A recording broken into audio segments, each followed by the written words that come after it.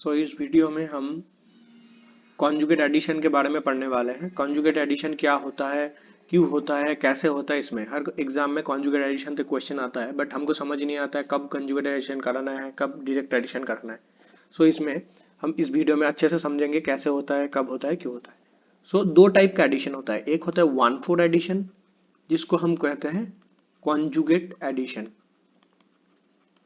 Conjugate addition. और एक भी एडिशन होता है जिसको कहते हैं 1/2 एडिशन।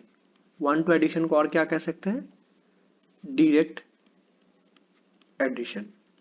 ओके, एग्जांपल लेके चले। This is the alpha beta unsaturated compound. इसमें अगर सपोज कोई न्यूक्लियोफाइल डाला है, न्यूक्लियोफाइल अगर इस पोजीशन पे अटैक करेगा, उसके बाद ये जाएगा, ये जाएगा, इसको हम कहेंगे कॉन्जुगेट एडिशन। अगर ऐसा ही एक कंपाउंड हो और न्यूक्लियोफाइल अगर C double bond O group पे अटैक करे, इसको हम कहेंगे डायरेक्ट एडिशन। समझ में आ गया कॉन्जुगेट एडिशन डायरेक्ट एडिशन क्या है। अब न्यूक्लियोफाइल किधर अटैक करेगा, इस कार्बन पे अटैक करेगा या फिर सी डबल बॉन्ड पे अटैक करेगा, वो किसके ऊपर डिपेंड करेगा वो देखते हैं। उसके लिए अलग पेज पे चलते हैं। रिएक्टिविटी ऑफ न्यूक्लियोफाइल जो होता है, न्यूक्लियोफाइल डिफरेंट फैक्टर पे ऊपर डिपेंड करता है। फर्स्ट फैक्टर लेके चले, कंडीशन ऑफ रिएक्शन। अच्छे से समझना, क्योंकि ये तीनों जो इसमें जो तीनों कैटेगरी आएगा वही से पता चल जाएगा कि कब कॉन्जुगेट एडिशन होगा, कब डायरेक्ट एडिशन होगा। रिएक्शन कंडीशन के लिए हम एग्जांपल लेते हैं। फॉर एग्जांपल हमने लिया एक compound alpha beta unsaturated carbonyl compound, उसमें हमने डाला NaCN HCN, टेम्परेचर डाला मतलब 5 to 10 डिग्री सेंटीग्रेड। ठीक है, तब क्या होता है, तब होता है डायरेक्ट एडिशन। मतलब कि CN माइनस सीधा जाके O पॉजिटिव पे अटैक करता है, ये चला जाता है, OH होता है एंड CN होता है। ठीक है, यहाँ क्या हुआ, 1/2 एडिशन हुआ। ठीक है, ये एक्सपेरिमेंटल है, पहले फिर समझाता हूँ। देखो, इसके बाद डबल बॉन्ड हो दिस, इसमें अब अगर NaCN HCN same same nucleophile ही डाले, बट टेम्परेचर कर दिया 80 डिग्री सेंटीग्रेड। टेम्परेचर हमने क्या किया, इंक्रीज कर दिया। तब क्या देखा गया, तब देखा गया इसमें आ गया 1/4 प्रोडक्ट। 1/4 प्रोडक्ट। इन दोनों एक्सपेरिमेंट से हमको क्या समझ आए, अगर टेम्परेचर इंक्रीज कर दिया जाएगा तो 1/4 प्रोडक्ट की पॉसिबिलिटीज इंक्रीज होगा। इसमें नोट में लिख सकते हैं, temperature, if temperature is increased then one possibility of 1/4 product, possibility of 1/4 product increases। समझ में आया। ये क्यों हो रहा है ये अब देखते हैं। देखो, एक होता है 1/4 प्रोडक्ट होता है, एक होता है 1/2 प्रोडक्ट। ठीक है, 1/4 प्रोडक्ट क्या होता है, 1/4 प्रोडक्ट जो होता है ना, वो होता है थर्मोडाइनमिकली कंट्रोल्ड। क्यों थर्मोडाइनमिकली कंट्रोल होता है, क्योंकि उसमें स्लो रिएक्शन होता है, स्लो रिएक्शन। रिएक्शन का इनफ टाइम मिलता है कि वो मोस्ट स्टेबल प्रोडक्ट बनाए, क्योंकि तुम्हें पता है थर्मोडाइनमिकली कंट्रोल रिएक्शन क्या बनाता है, most stable product. Most stable product. अब देखोगे 1/4 प्रोडक्ट में क्या आता है, पहले एग्जांपल की तरह के देखे तो क्या आया है, डबल बॉन्ड दिस प्रोडक्ट आया। इस प्रोडक्ट को हम लेंगे तो ये प्रोडक्ट आया। ठीक है, इसमें देखोगे double bond C double bond हो इंटैक्ट है, इंटैक्ट है। तुम्हें पता है अगर सी डबल बॉन्ड होगा तो प्रोडक्ट का स्टेबिलिटी ज्यादा होगा। और 1/2 प्रोडक्ट क्या होता है, 1/2 प्रोडक्ट होता है kinetically control product. Kinetically control product. अब तुम्हें पता है काइनेटिक्स का मतलब क्या है, रिएक्शन क्या होगा, फास्ट रिएक्शन होगा, फास्ट रिएक्शन होगा। काइनेटिक कंट्रोल प्रोडक्ट क्या बनता है, लेस स्टेबल प्रोडक्ट बनता है, प्रोडक्ट। पहले में जो काइनेटिक प्रोडक्ट बनाया था वो देखते हैं। इसमें ये बनाया था, इसको अगर देखोगे तो क्या है, ये है ऐसा है। ठीक है, OHCN। अब इसमें OH है, इसमें डबल बॉन्ड हो, कौन सा ज्यादा स्टेबल होगा, ऑब्वियसली सी डबल बॉन्ड हो। इसलिए 1/4 प्रोडक्ट ज्यादा स्टेबल होते हैं। ठीक है, तो इसको अगर समराइज करना चाहे तो कैसे करेंगे, kinetically control product, kinetically control product को चाहिए होता है लो टेम्परेचर। लो टेम्परेचर है काइनेटिक प्रोडक्ट देता है। काइनेटिकली कंट्रोल प्रोडक्ट मतलब 1/2 एडिशन प्रोडक्ट लो टेम्परेचर में। और रिएक्शन क्या होता है, फास्ट होता है, फास्ट रिएक्शन। ये होता है काइनेटिकली कंट्रोल प्रोडक्ट। नेक्स्ट क्या है, thermodynamically control product. Thermodynamically controlled product. So thermodynamically control product मतलब 1,4 एडिशन वाला प्रोडक्ट। उसमें क्या होता है, हाई टेम्परेचर चाहिए होता है, हाई टेम्परेचर चाहिए होता है, एंड उसमें स्लो रिएक्शन होता है, स्लो रिएक्शन होता है। सो अब देखोगे थर्मोडाइनमिकली कंट्रोल प्रोडक्ट में स्लो रिएक्शन होता है। सो कौन सा रिएक्शन फास्टर होगा, इसमें हम क्या निकालेंगे, direct addition, that is 1,2 addition. 1,2 addition is faster because it is kinetically controlled than conjugate addition that is 1,4। समझ में आया? चलो इसके बाद चलते हैं नेक्स्ट एग्जाम्पल की तरफ। एक एग्जाम्पल लेते हैं इसके, इस पे ही बेस्ड। तो इसमें क्या आया है, सपोज ये एक प्रोडक्ट हमने पहले ही बनाया था, उसे देखते हैं पहले। डबल बॉन्ड O, इसमें हमने डाला NaCN KCN 5 to 10 degree centigrade. Reaction पढ़ते वक्त हम क्या करते हैं, टेम्परेचर को इग्नोर कर देते हैं, बट इग्नोर नहीं करना चाहिए, इसमें तो बहुत काम आएगा। सो यहाँ पे क्या है, न्यूक्लियोफाइल CN के पास फिर दो पॉसिबिलिटीज है, C डबल बॉन्ड O पे अटैक करे या यहाँ पे अटैक करे। क्योंकि टेम्परेचर कम है तो कौन से स्टेप से जाएगा, काइनेटिक कंट्रोल से जाएगा। काइनेटिक से जाएगा मतलब फास्ट रिएक्शन होगा। फास्ट रिएक्शन किसमें होता है, इलेक्ट्रोस्टैटिक इंटरेक्शन होता है। तो क्या होता है, C डबल बॉन्डो में डेल्टा पॉजिटिव चार्ज है या डेल्टा नेगेटिव चार्ज है, तो नेगेटिव चार्ज जाके अटैक करता है। उसके बाद क्या होता है, हाइड्रोलाइसिस के बाद OH and CN बनता है। ठीक है, एक एग्जाम्पल लेते हैं जो कि जैम में आ चुका है, तो उस एग्जाम्पल को देखते हैं। यह है HCN KCN और टेम्परेचर दिया गया 160 डिग्री सेंटीग्रेड। अब इसमें अगर कोई टेम्परेचर को ध्यान नहीं दिया हुआ तो क्वेश्चन सॉल्व नहीं कर पाएगा। क्यों, इसमें CN negative is a nucleophile. अब CN नेगेटिव के पास दो पॉसिबिलिटीज है, चाहे इधर अटैक करे चाहे इधर अटैक करे। अब कौन ये डिसाइड करेगा, टेम्परेचर। अगर ज्यादा टेम्परेचर मतलब होगा thermodynamic product, thermodynamic product. Thermodynamic product मतलब 1,4 एडिशन होगा। तो CN माइनस क्या करेगा, CN माइनस इधर से जाएगा, इधर अटैक करेगा, इस बॉन्ड को इधर शिफ्ट करेगा, C double bond auto conjugate होते जाएगा। तो हम क्या मिलेगा, हमको मिलेगा double bond O negative this and this is the our CN, right. अब ये क्या है, इनोलेट है। अब सबको पता है इनोलेट स्टेबल नहीं होता, उसको इनोलाइट को हम टोटोमराइज कर देंगे। टोटोमराइज करके क्या बनाएंगे, टोटोमराइज करके बनाएंगे कीटोफॉर्म। सो इससे बन जाएगा कीटोफॉर्म। ये जैम 2020 में आया था। It is a previous year of IIT jam 2021। Okay, ये ग्लेडन से लिया गया था क्वेश्चन। अब देखो ये हो गया, हम डिस्कस कर लिया किसके बारे में, कंडीशन ऑफ रिएक्शन के बारे में हम डिस्कस कर लिया। Reactivity of nuclear file discuss कर रहे हैं, कब होगा कब नहीं होगा। अब क्या डिस्कस करने वाले हैं, अब डिस्कस करने वाले हैं nature of alpha beta unsaturated compound के बारे में। रिएक्शन कंडीशन से पता चल जाएगा कि कौन सा रिएक्शन डायरेक्ट होगा कौन सा। अब हमको देखना पड़ेगा नेचर ऑफ इनोन क्या है। सो इसको एग्जांपल से समझेंगे। सो हमने एग्जांपल लिया है एक एल्डिहाइड, इसमें हमने डाला ब्यूटाइल लिथियम। ठीक है, टेम्परेचर डाला -70 डिग्री टू 20 डिग्री सेंटीग्रेड। दो स्टेप 2 में डाला H2O। अब देखो क्या होगा, अब इसमें BuLi सबको पता होता है बेस होता है, बेस। बट ये भी याद रखना BuLi न्यूक्लियोफाइल भी होता है क्योंकि ये है ऑर्गेनोलिथियम। तो इसमें क्या करेगा, BuLi जब दिया जाएगा, ये है क्या, ये एल्डिहाइड ग्रुप है। और तुम्हें पता होगा कि कार्बोनिल में से एल्डिहाइड सबसे ज्यादा रिएक्टिव है। सो फास्ट रिएक्शन की वजह से Bu अटैक कर देगा इस कार्बोनिल ग्रुप पे एंड ये इधर चला जाएगा। सो हमको क्या मिलेगा, हमको मिलेगा OH and there is a butyl group and then hydrogen. ठीक है, अब देखते हैं same kind of compound, carbonyl compound को क्या लिया, हमने लिया सेम चीज है, डबल बॉन्ड हो, हमने H को हटा के कर दिया NMe2। सो ये क्या बन गया, एमाइड बन गया। एमाइड में हमने सेम रिएक्शन कंडीशन डाला तो क्या होगा, एमाइड में देख सकते हो कि जो नाइट्रोजन के लोन पेयर है ना, ये रेजोनेंस पे इन्वॉल्व है C डबल बॉन्ड O के साथ। अगर नाइट्रोजन के लोन पेयर रेजोनेंस पे इन्वॉल्व होंगे तो क्या होगा, C डबल बॉन्ड O का जो इलेक्ट्रोफिलिसिटी वो क्या होगा, डिक्रीज कर जाएगा। सो ब्यूटाइल लिथियम क्या करेगा फिर, सो ब्यू माइनस अटैक करेगा, कॉन्जुगेट पोजीशन पर अटैक करेगा। तो अब क्या होगा, अब होगा कॉन्जुगेट प्रोडक्ट बनेगा। अब क्या बनेगा, कॉन्जुगेट प्रोडक्ट। ये इनोलेट बना, फिर टोटोमराइज कर देंगे, टोटोमराइज करके कीटो बना देंगे। ठीक है, तो ये हुआ। तो एल्डिहाइड था क्या, मोर रिएक्टिव, तो इसमें क्या बना, 1,2 प्रोडक्ट बना।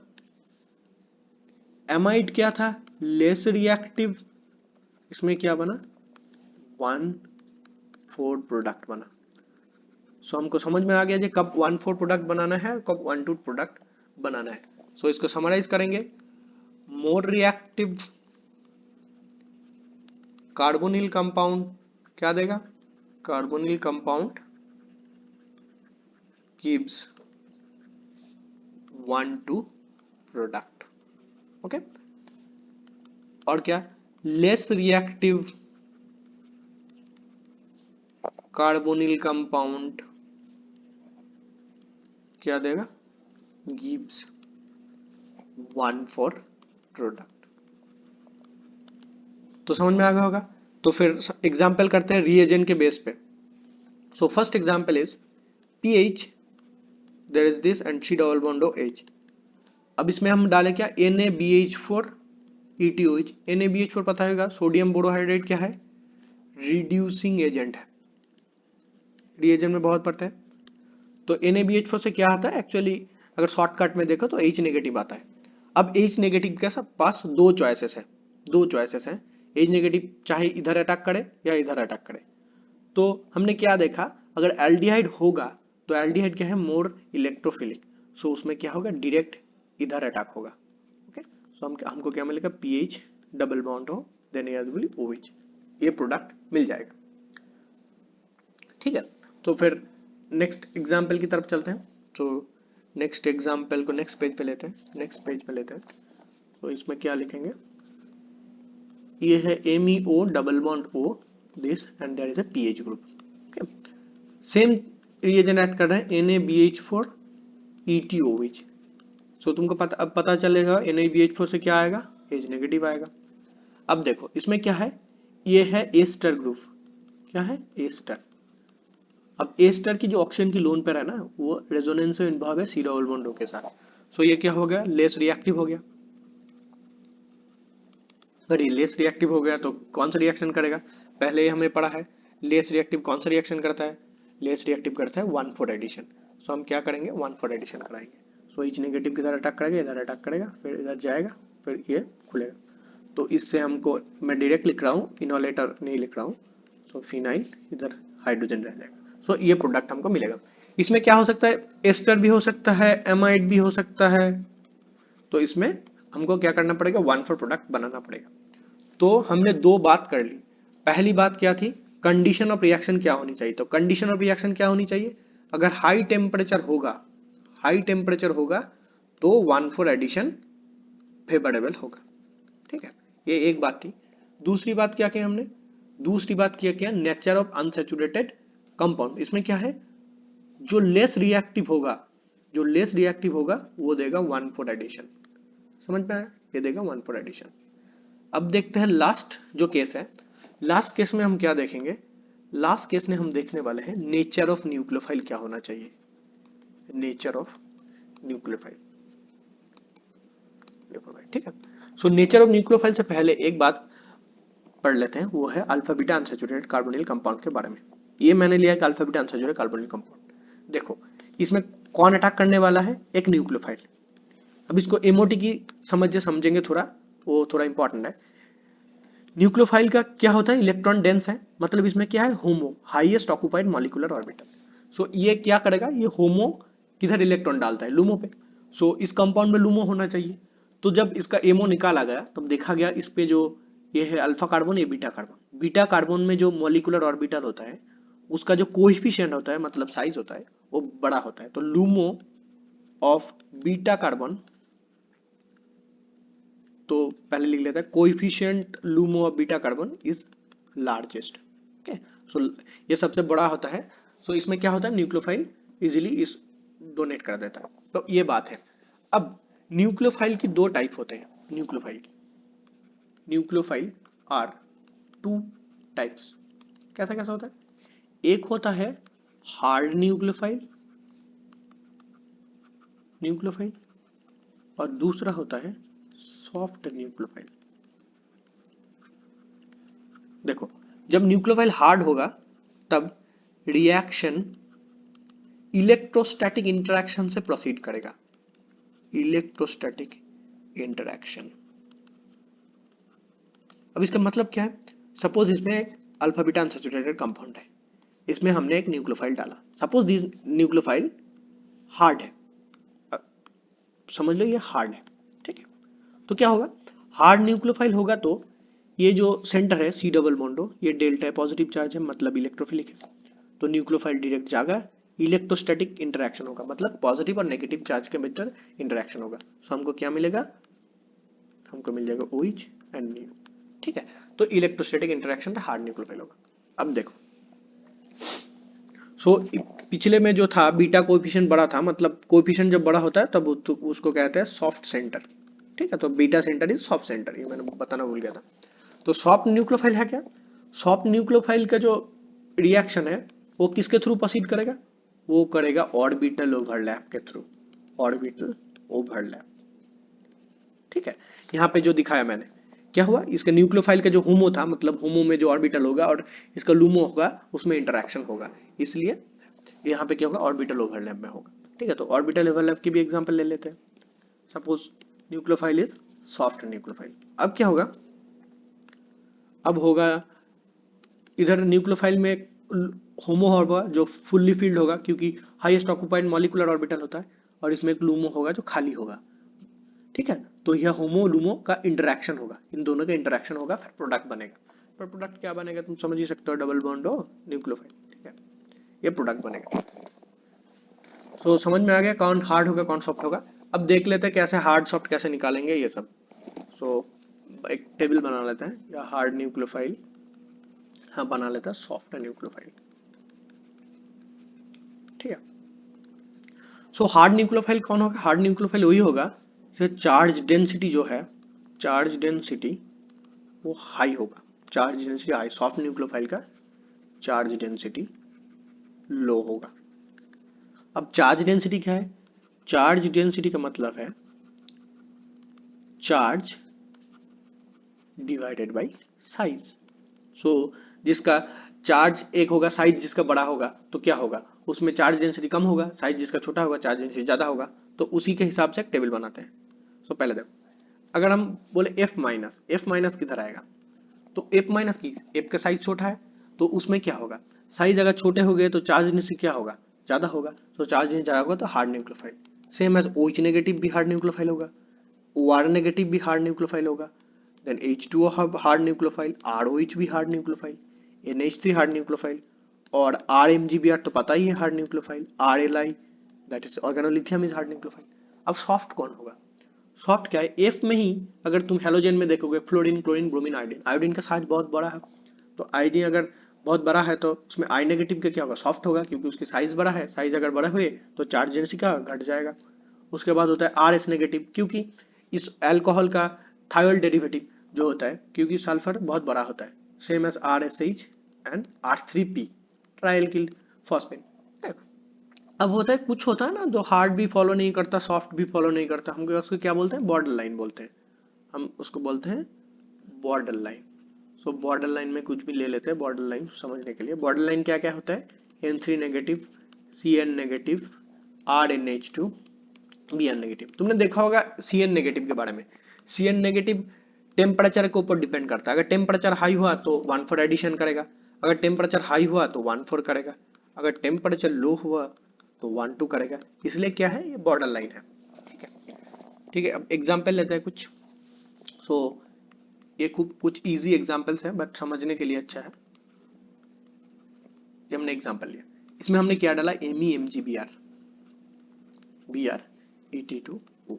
अब देखो, तुमको ऐसे इस टेबल से पता चल गया कि MEMGBr है, कौन सा ग्रुप है? Hard nucleophile. हार्ड न्यूक्लियोफाइल कैसे रिएक्ट करता है? इलेक्ट्रोस्टैटिक इंटरेक्शन से। सो हम इलेक्ट्रोस्टैटिक इंटरेक्शन से रिएक्ट करवाएंगे। सो इलेक्ट्रोस्टैटिक इंटरेक्शन से रिएक्ट कराता है। सो एमी नेगेटिव क्या करेगा, इसका डेल्टा नेगेटिव चार्ज होता है, डेल्टा पॉजिटिव चार्ज होता है, पता है ग्रिग्नर रिएजेंट। सो ये डायरेक्ट अटैक करेगा क्योंकि इलेक्ट्रोस्टैटिक इंटरेक्शन की वजह से, एंड ये हार्ड न्यूक्लियोफाइल है। सो इसमें क्या डालेंगे, OH मिथाइल बन जाएगा, then this will be product, ये बन जाएगा। ठीक है, तो अब क्या है, इसमें एक पॉसिबिलिटी है, देखो इसमें एलिमिनेशन की एक पॉसिबिलिटी है, मतलब यह जो हाइड्रोजन है ये एलिमिनेट हो सकता है। सो इसमें एक प्रोडक्ट ये भी बन सकता है।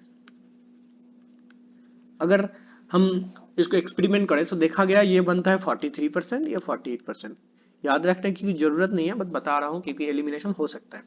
अब देखो और एक रिएक्शन लेते हैं, सेम सेम रिएक्टेंट के साथ। हमने क्या डाला, हमने डाला MEmGbr, CuCl डाला और Et2O डाला। तब क्या होगा, तब एक इंटरेस्टिंग सी कहानी होगी।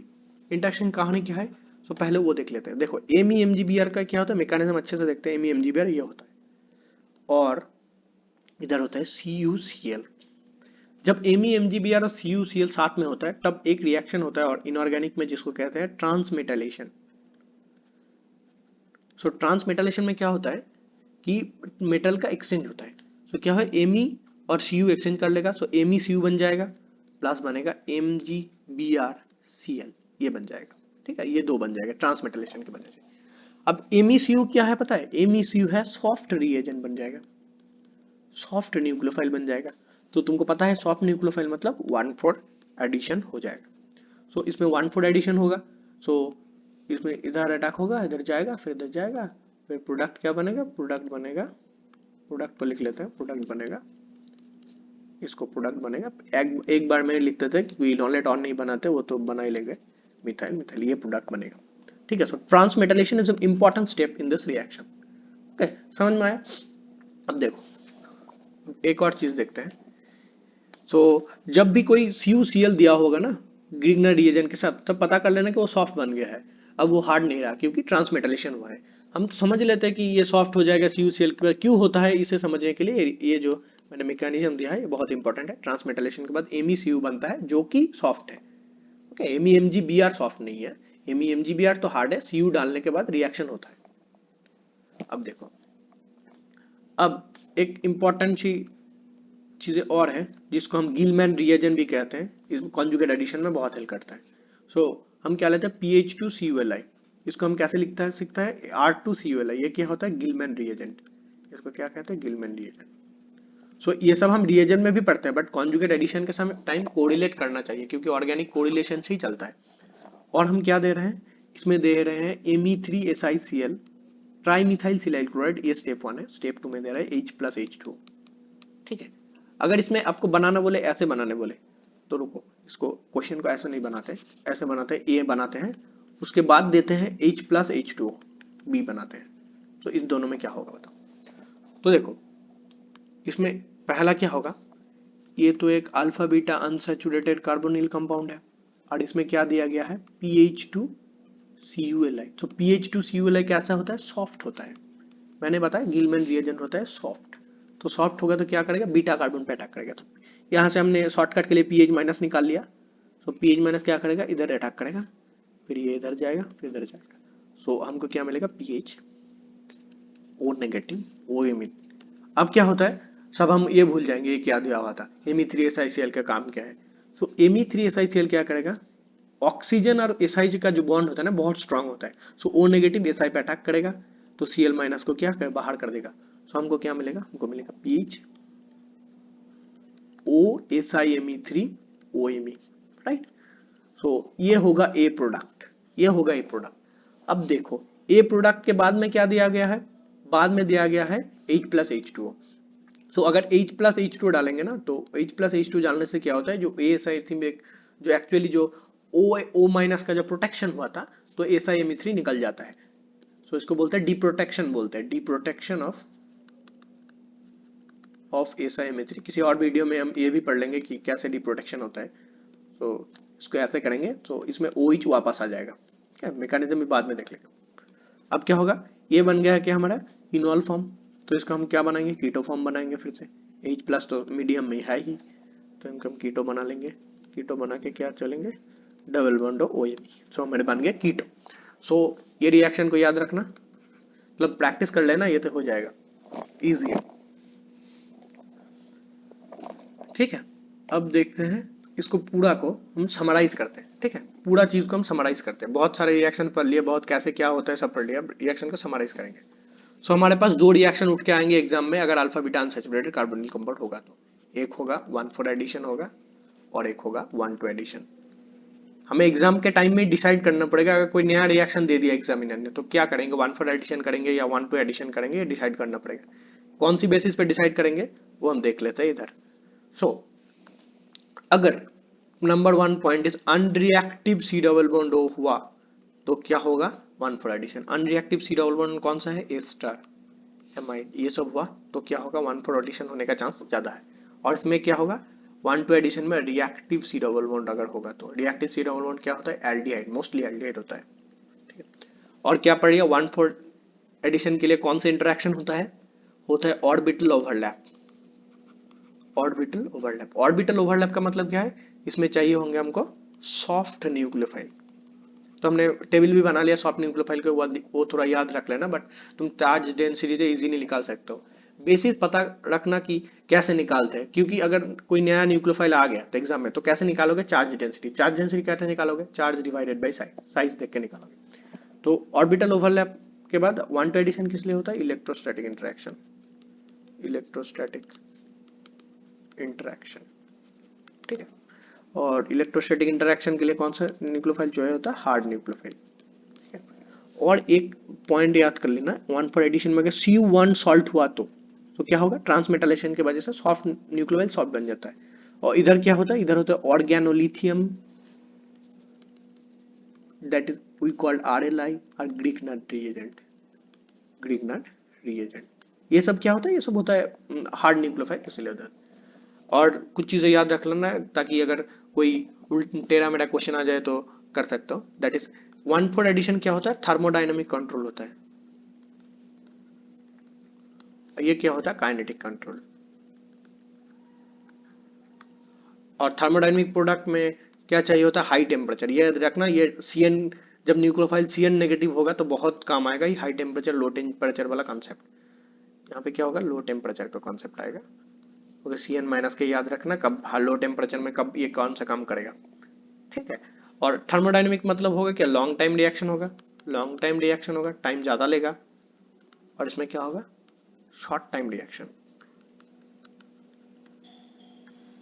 इससे अगर उल्टा टेढ़ा क्वेश्चन बनाना चाहे ना, टेबल तो आ सकता है। तो एक बनाते हैं क्वेश्चन। कैसा क्वेश्चन दिया, एक क्वेश्चन दिया, सपोज एक क्वेश्चन हमने किया है, बट एक देखते हैं। इसको हमने क्या दिया, NaCN HCN दिया। ठीक है, और रिएक्शन कंडीशन में टेम्परेचर बोला ही नहीं गया, और क्वेश्चन को ऐसे फ्रेम किया गया है कि this reaction takes long time to form the product. Suppose ये लिख लेते हैं, to form the product A. अब बोलो ये क्या होगा, अब तुम कैसे निकालोगे, इसमें तो बोला ही नहीं गया कि टेम्परेचर क्या है। यहाँ पे देखो, long time reaction, long time means thermodynamic. Thermodynamic मतलब क्या होगा, 1,4 प्रोडक्ट। तो हम क्या बना लेंगे, यहाँ से 1,4 प्रोडक्ट बना लेंगे। CN माइनस के इधर अटैक कराएंगे, ऐसे जाएगा, उसके बाद तो इजी हो गया तुमके साथ। सो इसको ऐसे करवे, डबल बॉन्ड हो this and here will be CN। तो होप जे कॉन्जुगेट एडिशन क्लियर हो गया होगा। कॉन्जुगेट एडिशन के में इससे ज्यादा क्वेश्चन आते नहीं है, बट जो क्वेश्चन आते हैं उसमें हमको समझ नहीं आता कैसे होगा, 1,4 होगा, ये 1,2 होगा, वो शायद इस वीडियो से क्लियर हो गया होगा। Thank you.